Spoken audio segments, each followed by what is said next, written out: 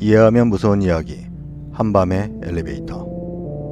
한밤중 급하게 계단을 뛰어오는 소리. 그 소리가 들려오고 나면 누군가는 반드시 죽는다. 그리고 정체를 알 수 없는 엘리베이터에서 발견된 시체는 과연 누구의 시체일까?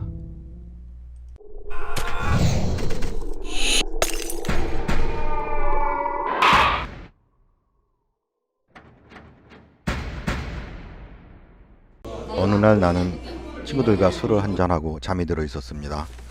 그런데 막 잠이 들려고 하는 새벽쯤에 누군가 아파트 계단을 급하게 뛰어 올라가는 소리가 들렸습니다.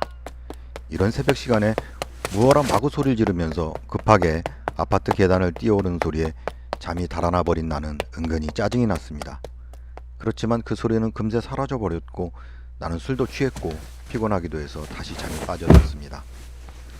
그리고 그 다음날 나는 어젯밤 누군가 아파트 옥상에서 투신 자살을 했다는 소식을 듣고 깜짝 놀랐습니다. 어쩌면 어젯밤 잠결에 들었던 그 소리는 누군가가 자살을 하려는 사람을 말리려고 급하게 소리 지르면서 뛰어 올라가던 소리는 아니었을까 하는 생각도 들었습니다. 그리고 그 일이 있고 나서 3개월쯤 지났을 무렵에 이 아파트에서 그때와 똑같은 일이 발생하고 말았습니다.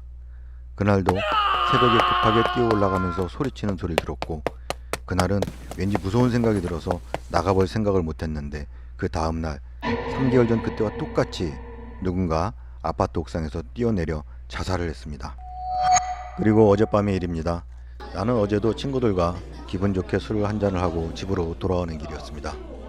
약간은 기분이 좋아져서 콧노래도 흥얼흥얼거리면서 아파트 공동현관 앞에 도착했는데 나는 엘리베이터 문이 열려져 있어서 이상한 생각이 들어 안을 들여다보고는 깜짝 놀랐습니다. 엘리베이터 안에는 어떤 남자가 온몸이 피에 흠뻑 젖은 채로 쓰러져 죽어 있었습니다. 나는 그 모습에 너무 놀랐고 너무 무서워서 기겁을 하고 바로 옆에 있는 비상문을 열고 계단으로 뛰어오르기 시작했습니다. 2층, 3층, 4층, 5층.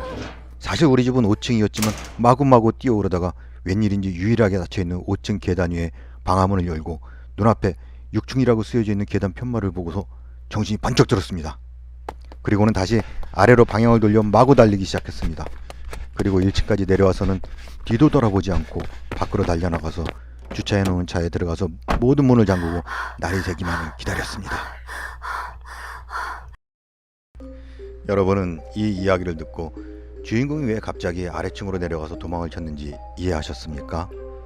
눈치채신 분들도 계실지 모르지만 사실 이 아파트에 6층 따위는 없습니다. 5층까지 밖에 없는 아파트이고 주인공이 엘리베이터에서 봤던 시체는 3개월 전 투신 자살을 했던 그 남자의 모습이었습니다. 3개월 전 또 그 이전에도 투신 자살을 했던 사람들은 엘리베이터에서 알 수 없는 시체를 발견하고 계단을 향해 정신없이 뛰어오르다가 5층을 넘어 6층이라고 쓰여진 층의 문을 열고 그대로 뛰어 올라갔던 것입니다. 그리고는 결국 옥상에서 떨어져서 그 다음날 시체로 발견이 된 것입니다. 그리고 다시 새로운 사냥감을 찾기라도 하는 것처럼 지난번 시체를 엘리베이터 안에 놓아두어서 이것을 보고 무서워서 계단으로 도망치는 사람을 희생양으로 만들었던 것입니다.